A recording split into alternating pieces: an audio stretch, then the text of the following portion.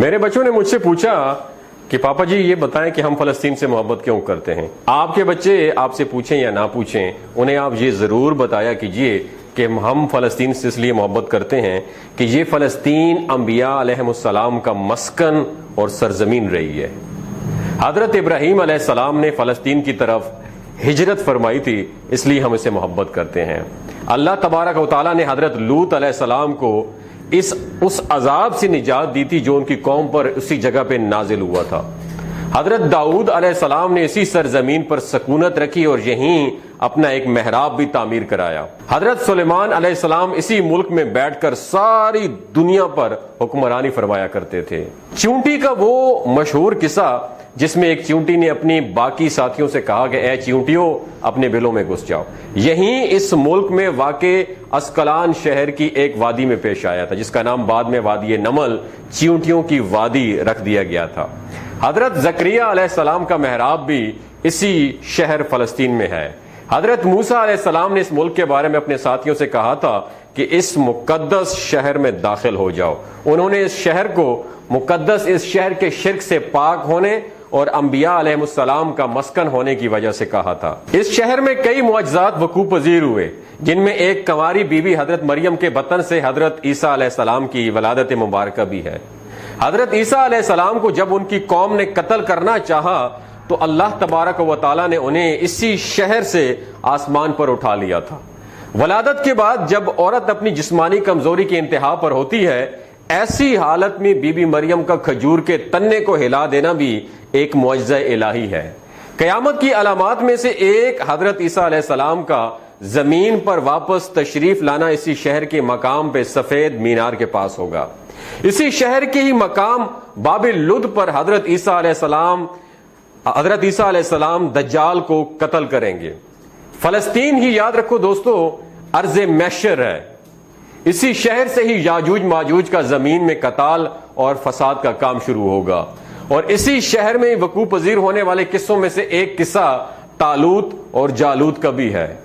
فلسطین کو نماز کی فرضیت کے بعد مسلمانوں کا قبلہ اول ہونے کا اعزاز بھی حاصل ہے. ہجرت کے بعد حضرت جبرائیل علیہ السلام دوران نماز ہی حکم ربی سے آقا صلی اللہ علیہ وآلہ وسلم کو مسجد اقصی جو کہ فلسطین میں موجود ہے وہاں سے بیت اللہ شریف کی طرف رخ کرا گئے تھے. جس مسجد میں یہ واقعہ پیش آیا تھا وہ مسجد آج بھی مسجد قبلتین کہلاتی ہے. حضور اکرم صلی اللہ علیہ وآلہ وسلم معراج کی رات آسمان پر لے جانے سے پہلے مکہ مکرمہ سے یہاں بیت المقدس یعنی فلسطین لائے گئے.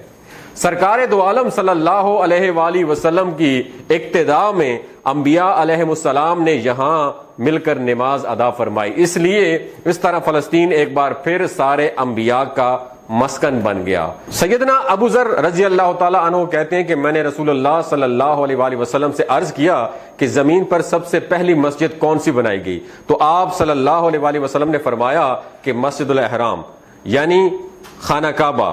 تو وہ بتاتے ہیں کہ میں نے عرض کیا کہ پھر کون سی مسجد تعمیر ہوئی؟ تو مسجد پھر بنائی گئی. تو آپ صلی اللہ علیہ وسلم نے فرمایا کہ مسجد الاقصی یعنی بیت المقدس. میں نے پھر عرض کیا کہ ان دونوں کے درمیان کتنا فاصلہ ہے؟ تو آپ صلی اللہ علیہ وآلہ وسلم نے فرمایا کہ 40 برس کا. تو جہاں بھی نماز کا وقت پا لے تو وہیں نماز ادا کر لے، بس وہی مسجد ہی ہے. وصال حبیبنا صلی اللہ علیہ وآلہ وسلم کے بعد حضرت ابو بکر رضی اللہ تعالی عنہ کو ارتداد کے فتنہ اور دیگر کئی مشکلات سے نمٹنے کے لیے عسکری اور افرادی قوت کی اشد ضرورت کے باوجود بھی ارض شام فلسطین کی طرف آپ صلی اللہ علیہ وسلم کا تیار کردہ لشکر بھیجنا بھی ایک ناقابل فراموش حقیقت ہے. اسلام کے سنہری دور عمریہ میں دنیا بھر کی فتوحات کو چھوڑ کر محض فلسطین کی فتح کے لیے خود حضرت عمر کا چل کر جانا اور یہاں پر نماز ادا کرنا اس شہر کی عظمت کو اجاگر کرتا ہے.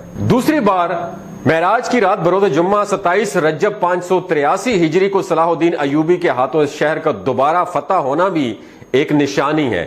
بیت المقدس کا نام قرآن سے پہلے تک ہوا کرتا تھا. قرآن نازل ہوا تو اس کا نام مسجد اقصی رکھا گیا.